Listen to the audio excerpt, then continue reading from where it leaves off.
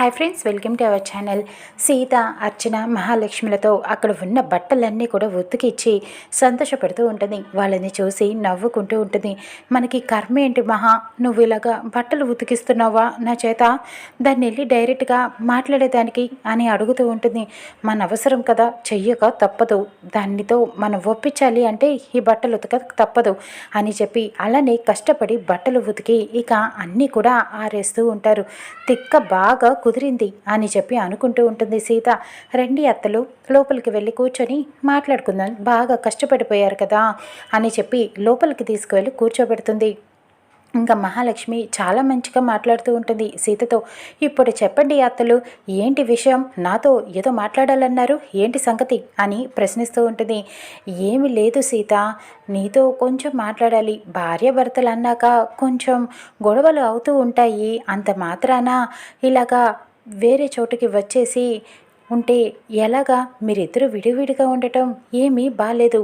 అక్కడే ఉండి సమస్యని పరిష్కరించుకోవాలి, ఎలా ఏం చేయాలా అని చెప్పి. అంతేకాని ఇలా అలిగి వచ్చేస్తే సమస్య ఎలా తీరుతుంది, ఇద్దరు ఒకటి ఎలా అవుతారు, అందుకనే అని అడుగుతూ ఉంటుంది. అదేంటత్తా మీరు మాట్లాడుకుంటుంది ఎవరి గురించి అని సీత అడుగుతూ ఉంటుంది. ఎవరి గురించి ఏంటి సీత, నీ గురించి, రామ్ గురించే. మీరిద్దరూ ఇలా విడివిడిగా ఉండటం ఏం బాలేదు, అందుకనే మా ఇంటికి వచ్చేసేయి అని చెప్పి పిలుస్తూ ఉంటుంది. సీత ఆశ్చర్యపోతుంది. అవునా, మరి మా ఇద్దరిని విడదీసింది ఎవరత్తలు, మీరే కదా అని అడుగుతూ ఉంటుంది సీత.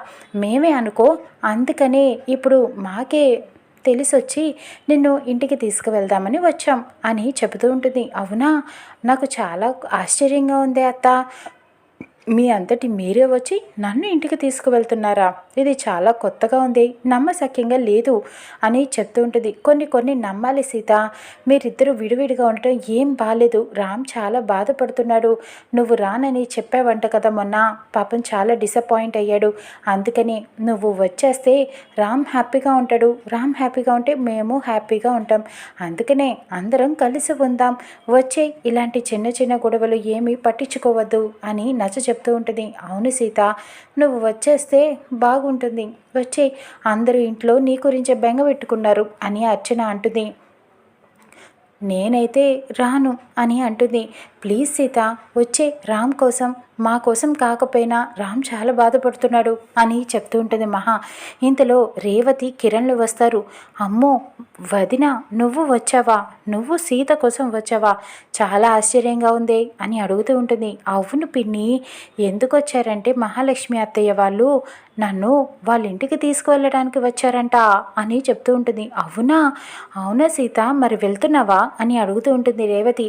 లేదు, నేను వెళ్ళను, ఎందుకంటే నా మీద నిందలు పడ్డాయి ఆ ఇంట్లో, నేనెందుకు వెళ్తాను, నేను మహాలక్ష్మి అత్తని చంపాలని చూశానని నా మీద నిందలు వేశారు కదా, మరి అలాంటప్పుడు అది ప్రూవ్ చేసుకోకుండా నేను ఎలా వస్తాను ఇంటికి అని అడుగుతూ ఉంటుంది సీత.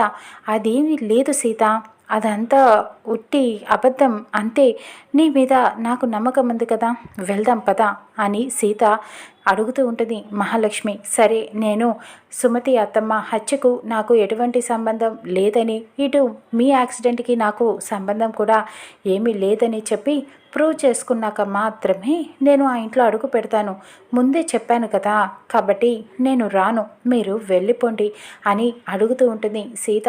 కానీ మహాలక్ష్మి, సీత, నా అంతటా నేనే చెప్తున్నాను కదా ఇంటికి రమ్మని చెప్పి, ఇప్పుడు మళ్ళీ ఆ ప్రూవ్ చేసుకోవడం అవి అవసరమా, తొందరగా బయలుదేరు అని చెబుతూ ఉంటుంది. సీత వెళ్తుందా?